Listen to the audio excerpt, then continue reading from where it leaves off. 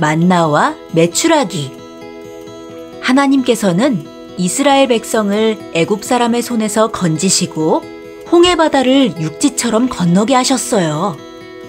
이스라엘 백성들은 하나님을 찬양하고 영광을 올려드렸어요.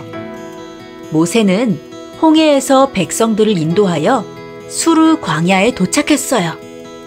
그런데 마실 물을 찾지 못했어요. 사흘을 지나 물을 찾았는데 물이 써서 마실 수 없었어요. 그러자 백성들은 모세를 원망했어요. 모세는 하나님께 간절히 기도했어요. 하나님은 한 나무를 지시하셨어요. 모세가 그 나무를 물에 던지니 물이 달아졌어요. 모세는 이스라엘 백성들을 신광야로 인도하였어요. 그런데 백성들이 또 모세를 원망하였어요. 모세여, 당신은 우리를 애굽에서 데리고 나와서 이 광야에서 죽게 할 셈이요? 우리가 애굽에서 고기 가마솥 곁에 앉았던 때가 너무 그립다. 떡도 배불리 먹었던 때가 엊그제 같은데 벌써 한 달이나 이 쓴 나물과 무교병만 먹고 이제 더 이상 먹을 것도 없고 차라리 거기서 죽었다면 좋았을 것을. 맞소. 모세, 당신이 이 광야로 우리를 데리고 나와 우리가 다 굶어 죽게 되었단 말이오. 어쩔 것이오? 백성들이 원망하는 소리를 하나님이 들으셨어요. 하나님은 모세에게 말씀하셨어요. 보라, 내가 너희를 위하여 하늘에서 양식을 비같이 내리니 백성들이 나가서 일용할 것을 날마다 거둘 것이라. 이같이 하여 그들이 나의 율법을 지키나 아니하나 내가 시험하리라. 제6일에는 날마다 거두는 것에 갑절로 거두어서 다음 날을 예비하라. 모세는 온 이스라엘 자손에게 하나님의 말씀을 전하였어요. 이스라엘 백성들이여, 저녁이 되면 하나님께서 너희를 애굽 땅에서 인도하여 내셨음을 알 것이고 아침에는 너희가 하나님의 영광을 볼 것이요. 모세는 하나님께서 백성들의 원망하는 소리를 들으신 것과 어떻게 백성들에게 행하실지를 전하였어요.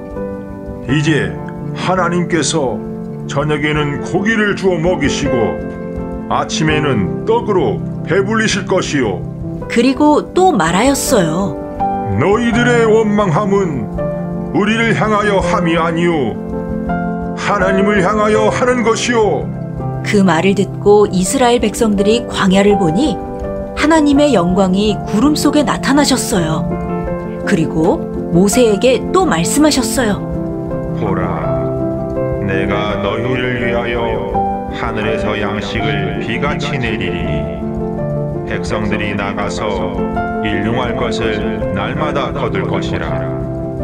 이같이 하여 그들이 나의 율법을 지키나 아니하나 내가 시험하리라. 제6일에는 날마다 거두는 것에 갑절로 거두어서 다음 날을 예비하라. 저녁이 되었어요. 메추라기가 날아와서 이스라엘 진에 덮였어요.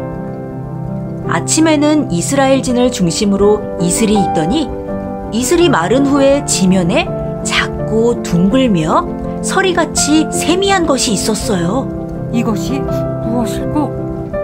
이것이 무엇이야? 이것은 하나님께서 너희에게 주어 먹게 하신 양식이요. 그러니 각 사람의 식량대로 이것을 거두시오. 그러나 아무든지 아침까지 그것을 남겨두지는 마시오. 그러나 어떤 사람들은 모세의 말을 따르지 않고 아침까지 두었어요. 그러자 벌레가 생기고 냄새가 났어요. 모세는 그들에게 노하였어요. 모세는 다시 그들에게 일렀어요. 제6일에는 각 사람이 갑절의 식물을 거두라. 하나님께서 말씀하시기를 내일은 휴식이니 거룩한 안식일이라.